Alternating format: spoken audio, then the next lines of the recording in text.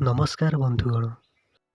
ଆଜିର ପ୍ରଥମ ପ୍ରଶ୍ନ ହେଉଛି କେଉଁ ପକ୍ଷୀ ଅଣ୍ଡା ଦିଏ କିନ୍ତୁ ଛୁଆ ଫୁଟାଏ ନାହିଁ? ଅପସନ୍ ଏ କାଉ, ଅପସନ୍ ବି ବଗ, ଅପସନ୍ ସି କୋଇଲି, ଅପସନ୍ ଡି ଶୁଆ।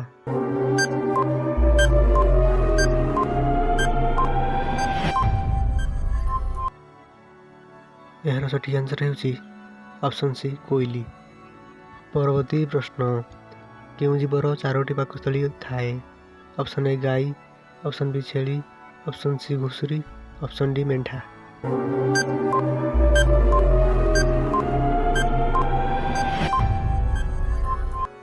ଏହାର ସଠିକ୍ ଆନ୍ସର ହେଉଛି ଅପସନ୍ ଏ ଗାଈ, ଯାହାର କି ଚାରୋଟି ପାକସ୍ଥଳୀ ରହିଥାଏ ଏବଂ ଅନ୍ୟ ତିନୋଟି ମଧ୍ୟରୁ କାହାର ଚାରୋଟି ପାକସ୍ଥଳୀ ନଥାଏ।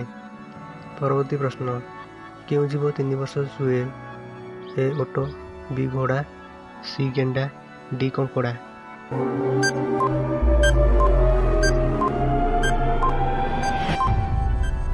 ଏହା ସଠିକ୍ ଆନ୍ସର ହେଉଛି ଅପସନ୍ ସି ଗେଣ୍ଡା, ଯିଏକି 3 ବର୍ଷ ଶୋଇ ରହିଥାଏ। ପରବର୍ତ୍ତୀ ପ୍ରଶ୍ନ,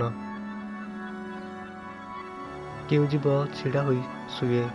ଅପସନ୍ ଏ ଭାଲୁ, ଅପସନ୍ ବି ଠେକୁଆ, ଅପସନ୍ ସି ବିଲେଇ, ଅପସନ୍ ଡି ଘୋଡ଼ା।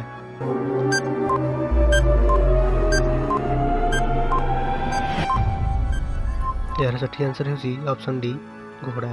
ଏହିଭଳି ଇଣ୍ଟରେଷ୍ଟିଂ ଭିଡ଼ିଓ ଦେଖିବା ପାଇଁ ଆମ ଚ୍ୟାନେଲକୁ ଲାଇକ୍, ସେୟାର ଆଣ୍ଡ ସବସ୍କ୍ରାଇବ୍ କରିବାକୁ ଜମା ଭୁଲିବେନି। Thanks for watching.